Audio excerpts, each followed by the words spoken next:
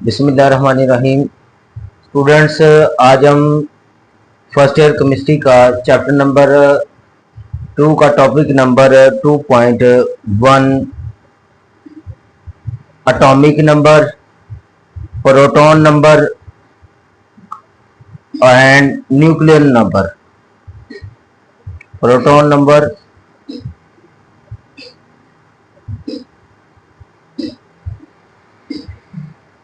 And nucleon number discuss करेंगे। Students, ऐसे हुआ 1913 में साइंसदान एच मोजले आया। एच मोजले ने क्या किया, ऑब्जर्व ये किया, डिफरेंट एलिमेंट्स लिए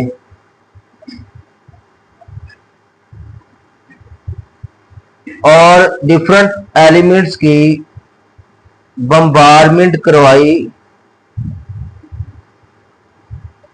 कैथोड रेज के साथ।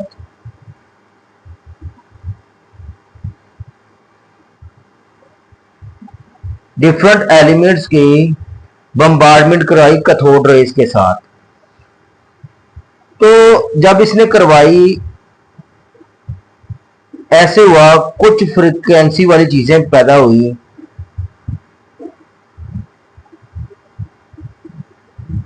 प्रोड्यूस्ड इनकी स्पेसिफिक फ्रीक्वेंसी थी और इसने ये फाइनल रिजल्ट निकाला। फाइनल रिजल्ट ये निकाला कि square root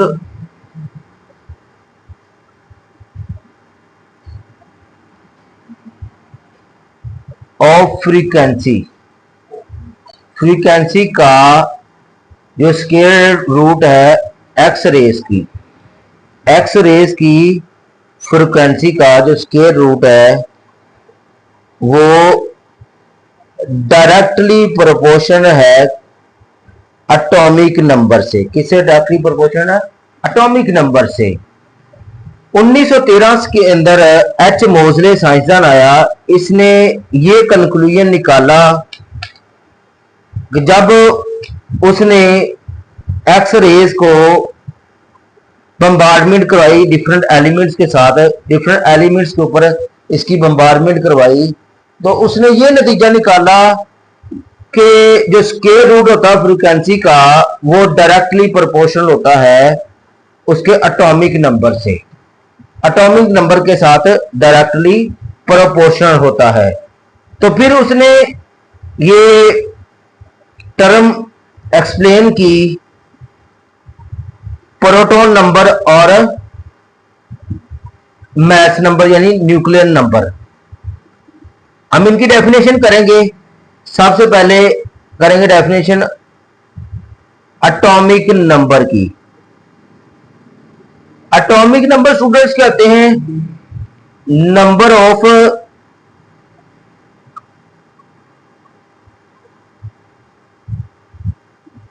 protons in nucleus में प्रोटॉन्स की जो तादाद होती है that is called atomic number. Again भी एक्सप्लेन कर रहा हूं, न्यूक्लियस के अंदर मौजूद प्रोटॉन्स की जो तादाद होती है उसे हम कहते हैं एटॉमिक नंबर। स्टूडेंट्स, जो एटॉमिक नंबर है उसको हम Z से रिप्रेजेंट करते हैं।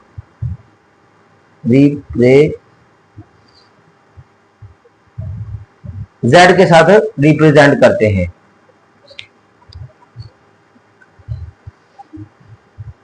आगे चल के हम इसकी एग्जांपल्स भी डिस्कस करते हैं। नेक्स्ट हम एक्सप्लेन करते हैं मैथ नंबर। मैथ नंबर क्या चीज होती है इसको हम डिस्कस करेंगे।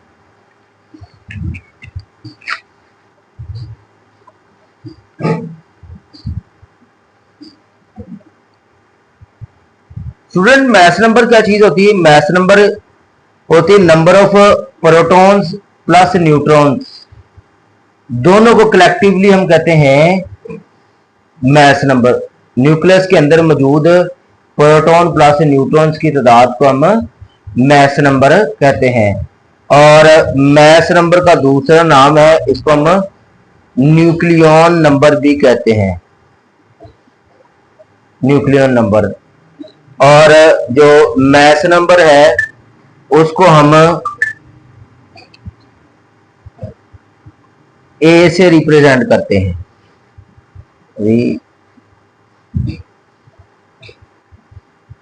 रिप्रेजेंट विद ए। और इसके फार्मूले की बात करें तो इसका फार्मूला ये होता है कि Z प्लस एन,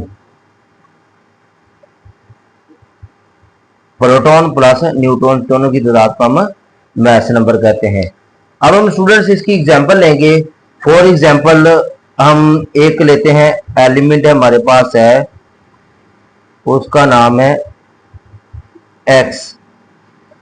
एक एलिमेंट है, उसका जो नाम है वो एक्स है, और उसके अंदर जो प्रोटॉन्स की तादाद जिसको हम एटॉमिक नंबर कहते हैं वो Z है, और ए का मैस नंबर है।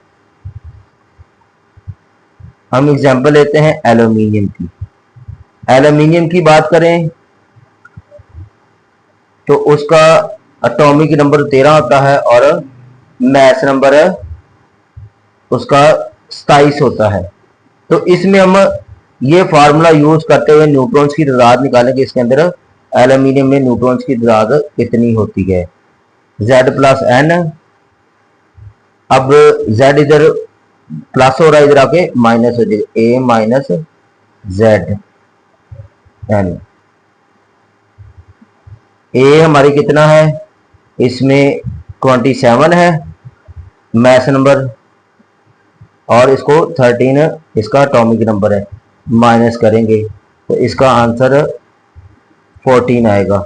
तो इसका मतलब हुआ कि इस एलिमेंट के अंदर जो न्यूट्रॉन्स की तादाद है वो है 14 है। इसका मतलब क्या हुआ, इसमें न्यूट्रॉन्स की तादाद 14 है। और जो इसके अंदर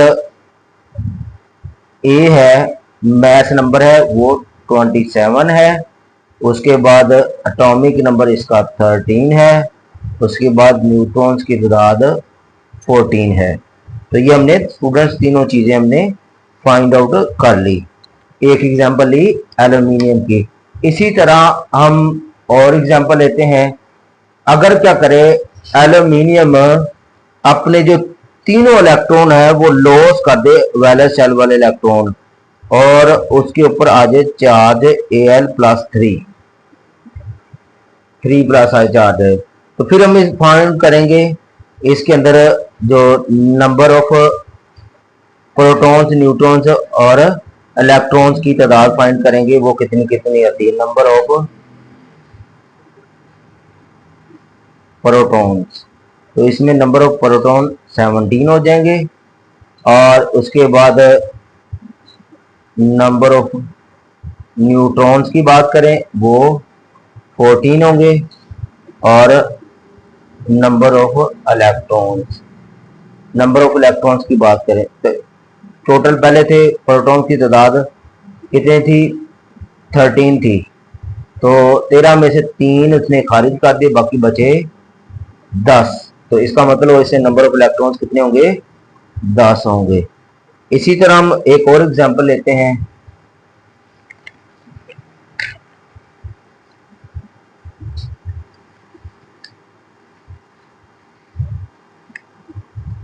एग्जाम्पल हम स्टूडेंट्स लेते हैं क्लोरीन की।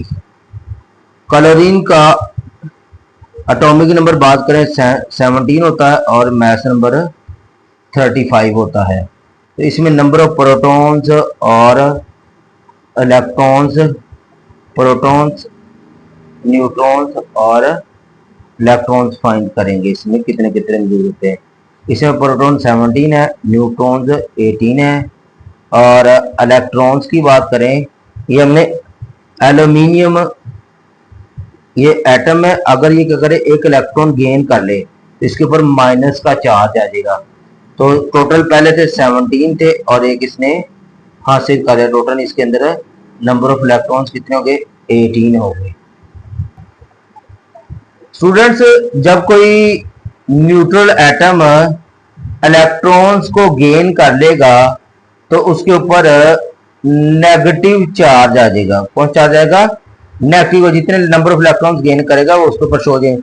फॉर एग्जांपल हम देते हैं ऑक्सीजन का एटॉमिक नंबर 8 है और उसका मास नंबर 16, 2 इलेक्ट्रॉन गेन करेगा और उसके ऊपर -2 चार्ज आ जाएगा। इसी तरह फॉस्फोरस 3 इलेक्ट्रॉन गेन करेगा, अपने आउटर मोस्ट को पूरा करने के -3 आ जाएगा।